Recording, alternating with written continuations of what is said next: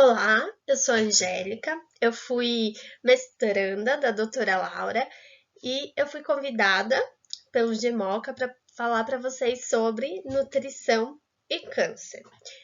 O que é o mais importante da gente pensar quando a gente fala em nutrição? É a gente preconizar uma alimentação saudável. Mas o que é essa alimentação que todo mundo fala que deve ser saudável? Ela tem que ter como base os alimentos in natura ou aqueles alimentos minimamente processados.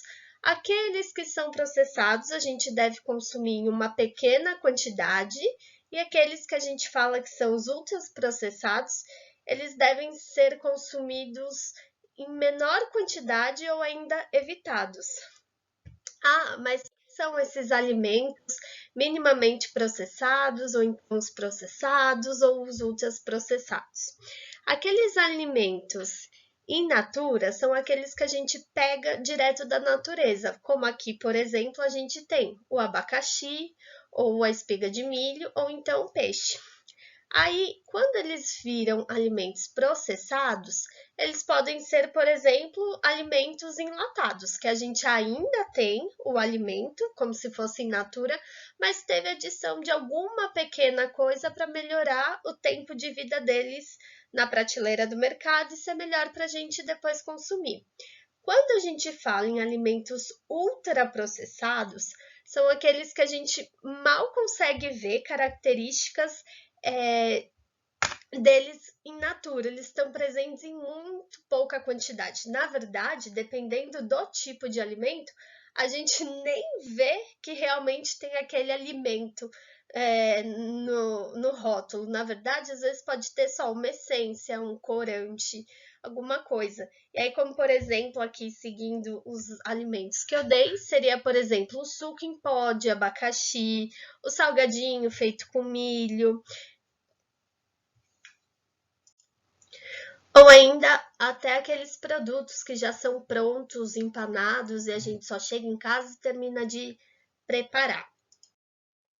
Então, qual que é a regra de ouro que a gente fala, que o guia alimentar da nossa população brasileira fala? Que a gente sempre tem que preferir os alimentos in natura ou então os minimamente processados e a gente tem que tentar evitar o consumo desses alimentos que são ultraprocessados.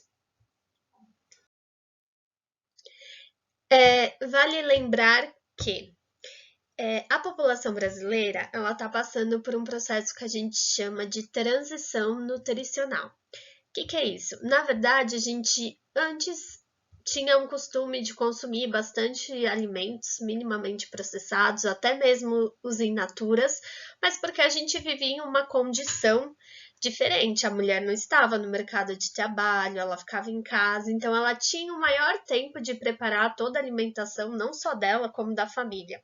Só que isso foi se perdendo com o passar do tempo, com a inserção da mulher no mercado de trabalho, com tudo. Então, o que a gente sabe hoje? Que mais de 62% das pessoas não consomem a quantidade que seria adequada de frutas, legumes e verduras. Mas por que isso acontece? Na verdade, acontece justamente por causa dessa transição que a gente tem. A gente acaba não tendo tempo, a vida é muito corrida, então a gente acaba preferindo aqueles alimentos que são mais práticos, que são aqueles que a gente vai no mercado, compra e já estão prontos para a gente satisfazer a fome. Só que, na verdade, esses alimentos, eles têm muito aditivos, têm uma porção de corante, de coisas que não fazem bem para a nossa saúde, e tem estudos que mostram que, na verdade, a gente precisa mesmo voltar um pouco no tempo, ter essa história de preparar de novo a nossa comida, ter todo um cuidado para que a gente possa se beneficiar e beneficiar o nosso corpo também. Assim, o que a gente sabe hoje em dia quando a gente tenta relacionar a alimentação com o desenvolvimento de câncer?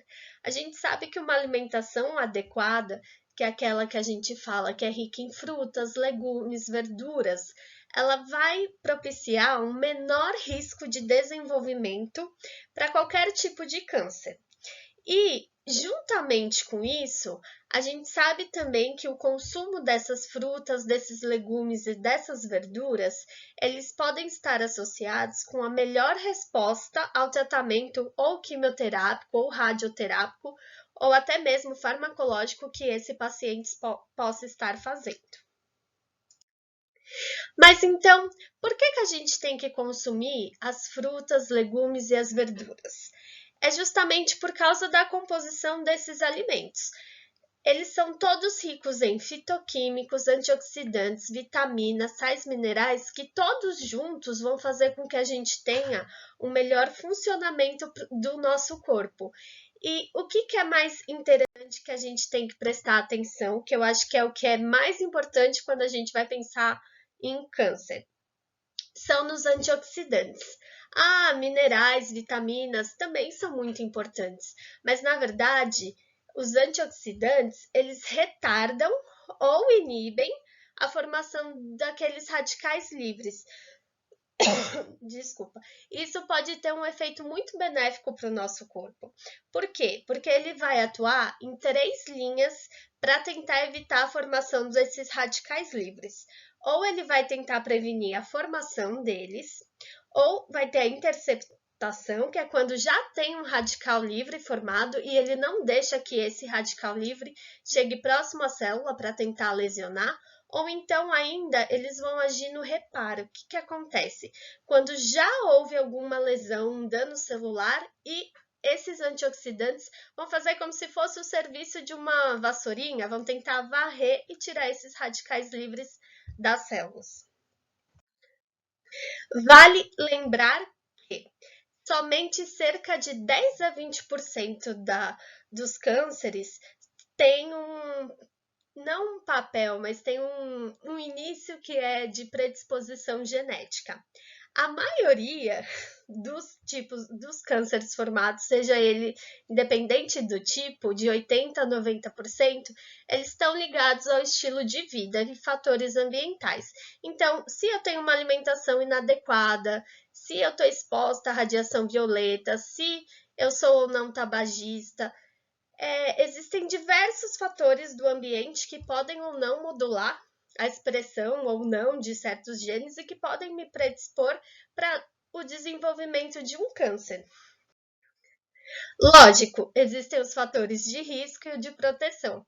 O INCA deixa nesse esquema que eu trouxe muito claro quais são os fatores de risco e quais são de proteção. Antigamente a gente não tinha tanto a alimentação como um fator de risco, mas hoje a gente tem. Por quê?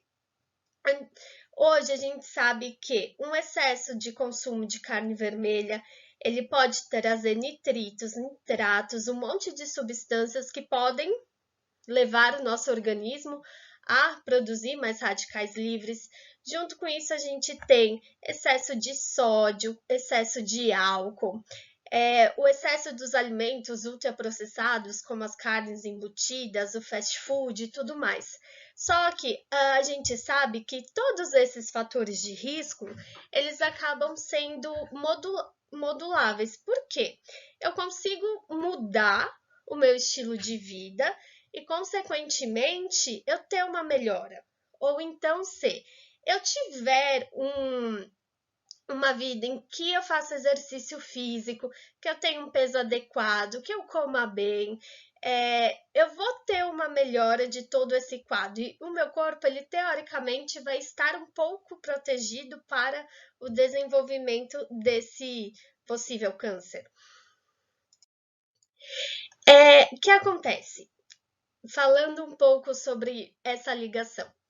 Existem doenças ou então até mesmo o próprio envelhecimento do nosso corpo, ele pode fazer com que ocorra lesões celulares.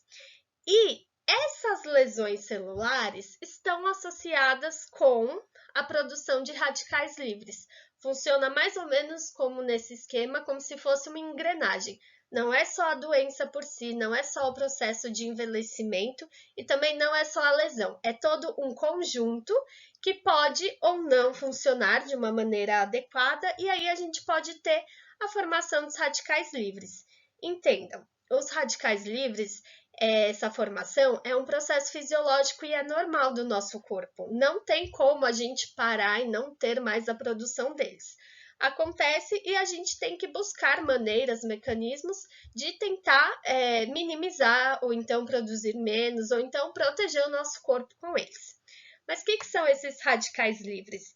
Eles são qualquer substância que são produzidas pelo nosso próprio corpo que possuem um ou mais elétrons desemparelhados.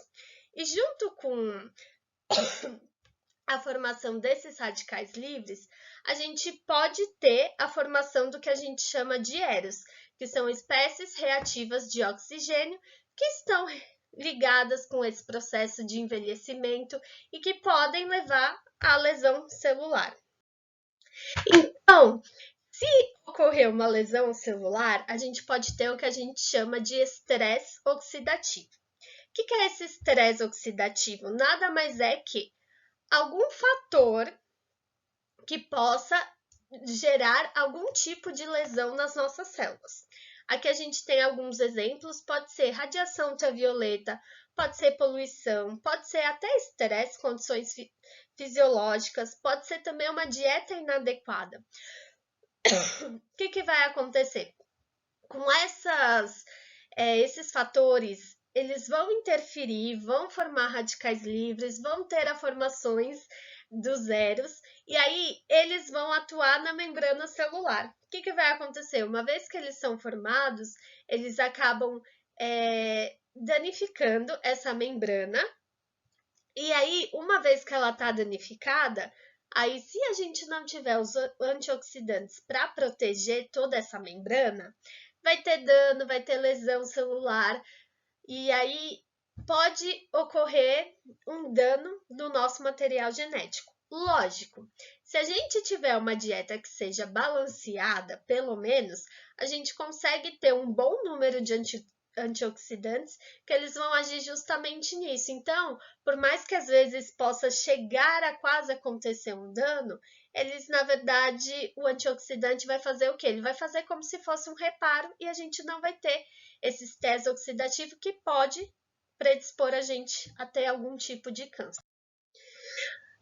Vale lembrar que a gente sabe que um baixo consumo de antioxidantes, ou seja, de alimentos que sejam ricos nessas substâncias, como as frutas, legumes e verduras, ele tem um alto, a gente sabe que tem níveis altos de radicais livres e que esse desbalanço entre antioxidantes e radicais livres pode nos predispor para a formação de câncer.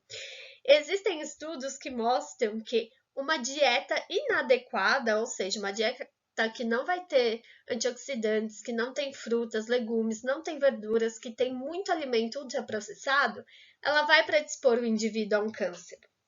Isso não é bom, né? Tem como a gente mudar toda essa dieta, tudo, para a gente tentar pelo menos evitar ou diminuir esse risco. O que a gente já tem bem definido? Que um excesso no consumo de carne vermelha e de alimentos embutidos, como salsicha, presunto, mortadela, enfim, todos esses tipos de alimentos ultraprocessados, eles têm uma forte ligação com o desenvolvimento de câncer, principalmente se for o desenvolvimento de câncer gastrointestinal. Aí a gente tem de estômago, esôfago, todos esses. E que a gente sabe, o alto consumo de alimentos industrializados, eles têm uma quantidade muito grande de nitritos e nitratos. E toda essa combinação de corante, acidulante, de todos os aditivos químicos que a gente tem para que os alimentos industrializados eles durem mais tempo na prateleira, todos eles acabam predispondo a gente para também ter um determinado tipo de câncer. Claro, de maneira geral, mas também eu posso ter para alguns tipos um pouco mais, uma associação um pouco mais forte, para outros não. Nesse slide, eu tenho a comparação de uma pesquisa que chama Vigitel, que ela verifica e faz um recordatório de como é o hábito do alimentar dos brasileiros e o que ela mostra. Eu tenho aqui uma comparação entre 2006 e 2018. Na Vigitel de 2006 para de 2018, eu tive um aumento de 67% da obesidade. O que isso me leva? Isso é muito ruim porque pode também predispor o indivíduo a um câncer. O que acontece? Antigamente, a obesidade ela não era um fator de risco para câncer, mas hoje em dia a gente já sabe que um excesso de peso pode ser, não precisa ser necessariamente obesidade, só o sobrepeso, ele já é um fator de risco para o câncer por causa de todo o perfil inflamatório que a pessoa pode ter. E isso a gente sabe que tem um monte de citocina pró-inflamatória que pode também acabar funcionando depois de substrato para que o câncer cresça, se desenvolva e seja melhor. Mas nem tudo foi tão ruim nessa pesquisa. A gente percebe que, paralelo a isso, mesmo tendo um aumento da obesidade, o consumo de frutas e hortaliças ele aumentou 15%. Isso pode ter relação com o que a gente vive atualmente, que as pessoas buscam uma vida um pouco mais saudável, mas mesmo assim a gente ainda pode melhorar bastante, porque 15% não é nada, né? Nessa diferença. Então, o que a gente sabe? Que um maior consumo de frutas, legumes e verduras, ele pode diminuir mais ou menos de 7 a 31% na incidência de câncer. Claro, vai depender de qual é o tipo de câncer, de o quanto que você consome desses alimentos e fazer essa relação para a gente conseguir diminuir essa incidência.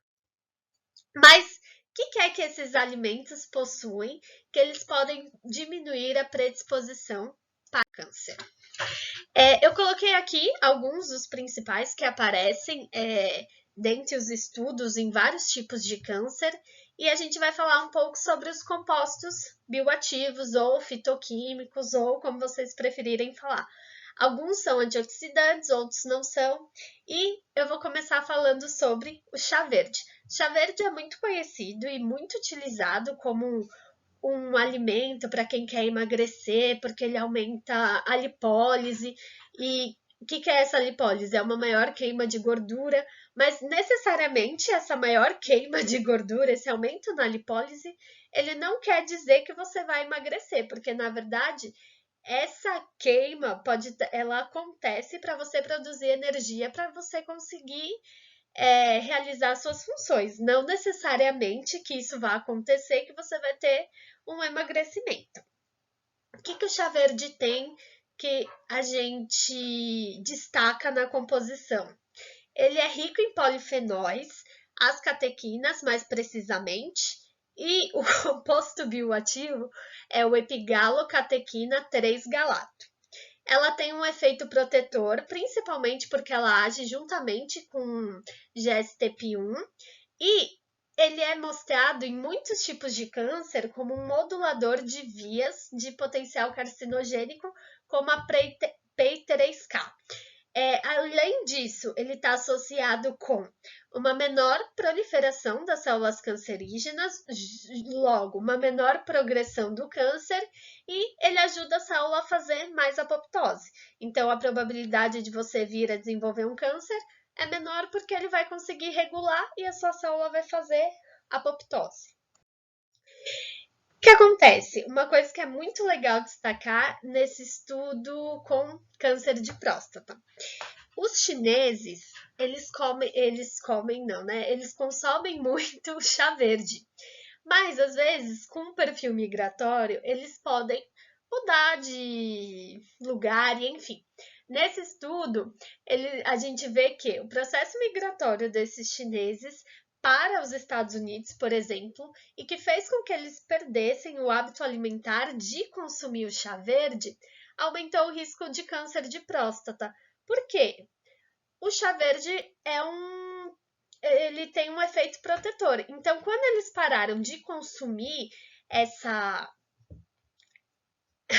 esse chá, o que acontece? Você viu que eles praticamente começaram a desenvolver o câncer de próstata. Claro, pode ser que seja alguma herança genética? Pode.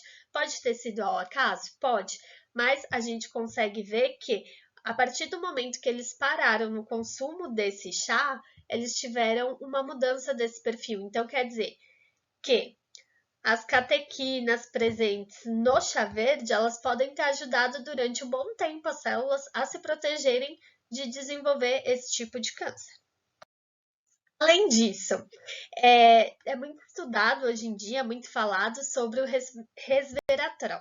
Resveratrol é um polifenol que ele está presente principalmente em uva, amendoim, na cúrcuma, e ele auxilia no tratamento de diversas doenças crônicas não transmissíveis, tais como diabetes, hipertensão, obesidade. A gente pode tratar até o câncer como uma doença crônica não transmissível, desculpa. E o resveratrol, ele é um antioxidante. O que acontece? Ele diminui o estresse oxidativo nas células.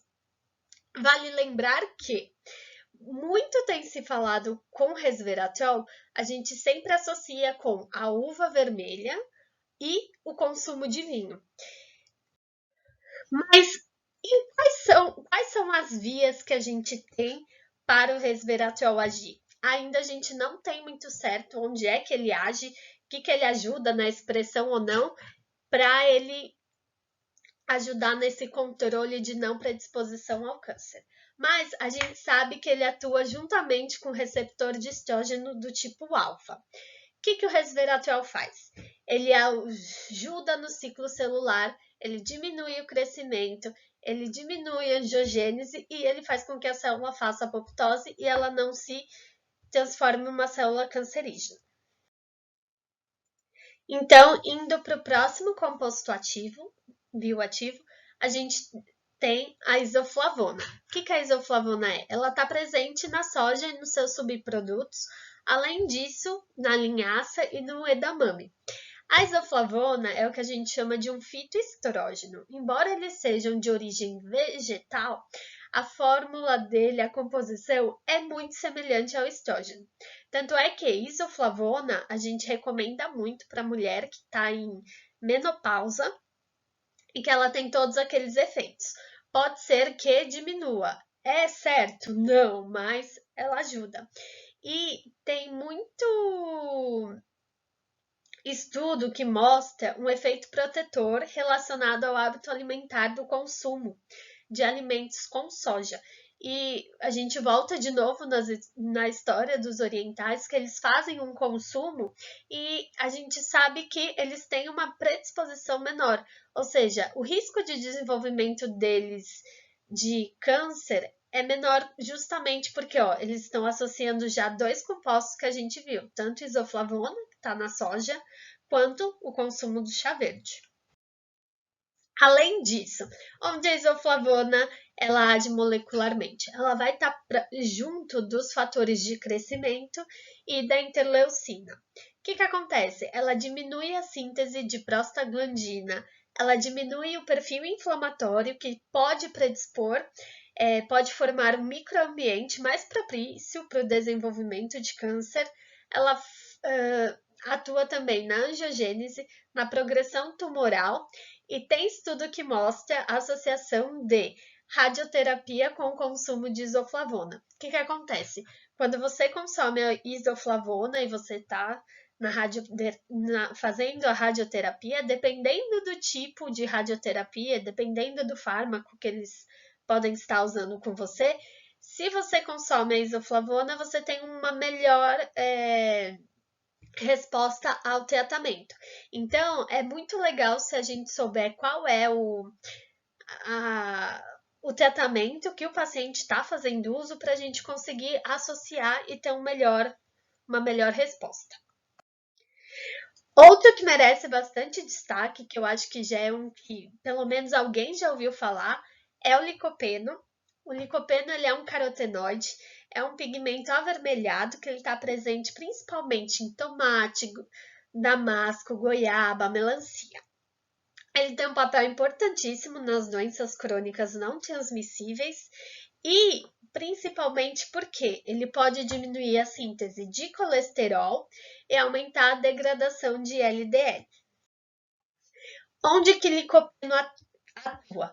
Licopeno atua em AKT e mTOR, que são vias muito descritas na carcinogênese. Além disso, ele também pode estar presente e atuando em NF-kappa-beta. O que acontece? Licopeno, quando ele age nessas vias, ele diminui a proliferação celular, ele faz um melhor controle do ciclo celular, diminui o crescimento tumoral e ainda pode estar auxiliando nesse processo de diferenciação celular. Além disso, vale lembrar que a biodisponibilidade de licopeno ela é maior nos alimentos processados, ou seja, não adianta eu pegar o tomate cru ou essas frutas cruas, consumir e achar que eu estou consumindo bastante licopeno e que meu corpo vai absorver tudo.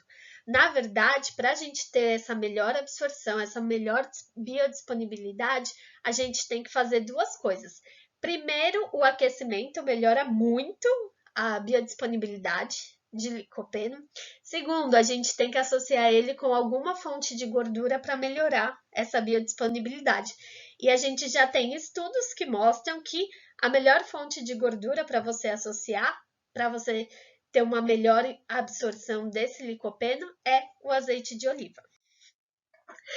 Outro flavonoide é a quercetina. A quercetina ela está presente na cebola e em alguns outros vegetais, mas o que a gente mais tem presente é na cebola. Ela é um ótimo anti-inflamatório, antiviral e anticarcinogênico. Além disso, obviamente, ela é antioxidante e ela também vai ajudar a prevenir as doenças crônicas. A quercetina atua nas vias de P3K, KT, mTOR e NF-kappa-beta. Ela está associada com uma menor migração celular, com progressão tumoral e proliferação celular. Um outro composto que é muito estudado, que está presente, tem estudo em quase todos os tipos de câncer, é a curcumina, que está presente na cúrcuma ou ainda açafrão da terra, tá? Ela é um flavonoide, ela tem um excelente potencial anti-inflamatório e anticarcinogênico. Ela é um antioxidante muito forte, né? E tem também um papel importante nas doenças crônicas não transmissíveis. A curcumina, ela atua nas vias de NF-kappa-beta e ERK-MEK. Ela diminui a expressão gênica de vários genes que podem estar relacionados com o desenvolvimento de câncer. Além disso, ela está associada com uma menor progressão, menor proliferação e também um melhor controle da célula de apoptose. Agora, a vitamina C, ou ácido ascórbico. Ela está presente na maioria das frutas, legumes e verduras e evita a formação de carcinógenos. Além disso, ela é excelente para o nosso sistema imunológico.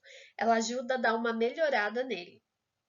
E a gente já tem um monte de estudos que mostram que pacientes com diversos tipos de câncer, na maioria das vezes, eles têm deficiência de vitamina C. O que a vitamina C faz? Ela ajuda a glutationa peroxidase e ela está relacionada com o menor desenvolvimento do processo carcinogênico. Ela consegue barrar justamente porque ela acaba barrando radicais livres e ela é um excelente antioxidante.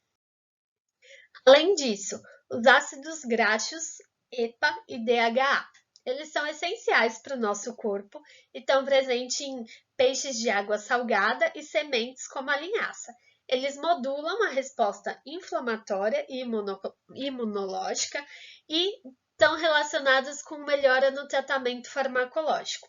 Além disso, esses ácidos graxos, eles são muito utilizados quando a gente tem aqueles pacientes com câncer que tem caquexia, ou seja, que eles têm uma perda de peso, um emagrecimento muito acelerado e a gente tenta achar alguma coisa para melhorar essa resposta e para tentar recuperar esse estado nutricional deles.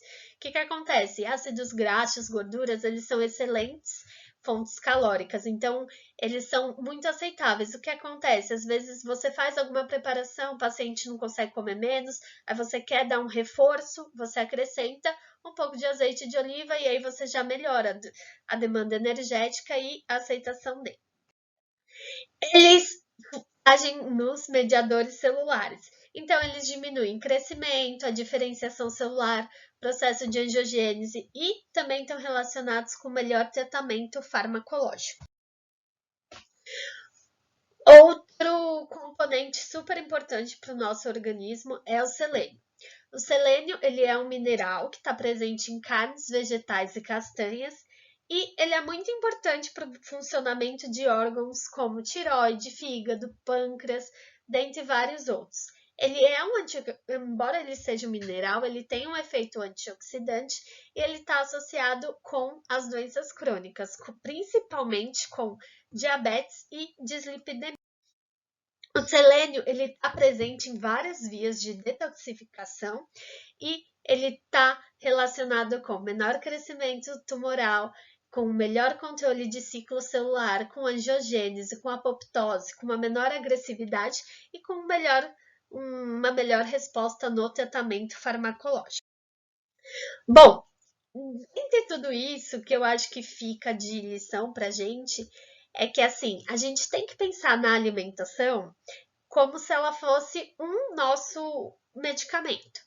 E que esse medicamento ele também seja o nosso alimento. Essa frase que eu coloquei ela é de Hipócrates e ela fala principalmente sobre das principais funções da nutrição, não só no tratamento do câncer, mas como de diversas doenças, que ela mostra que a gente tem que se atentar, fazer uma alimentação adequada, pensar naquilo que a gente está comendo, colocar metas de tentar colocar mais frutas, legumes, verduras, diminuir os alimentos processados, tudo isso vai impactar positivamente na nossa saúde. E, obviamente, a gente consegue, por mais que às vezes a gente precise fazer o uso de algum tipo de medicamento, a gente consegue impactar de uma forma um pouco melhor, a gente consegue usar doses menores de medicamentos associando com a alimentação. Então, é uma coisa que eu deixo para vocês refletirem, para vocês pensarem em como a gente pode fazer, o que a gente pode inserir na nossa alimentação para que a gente tenha uma saúde um pouco melhor. Obrigada!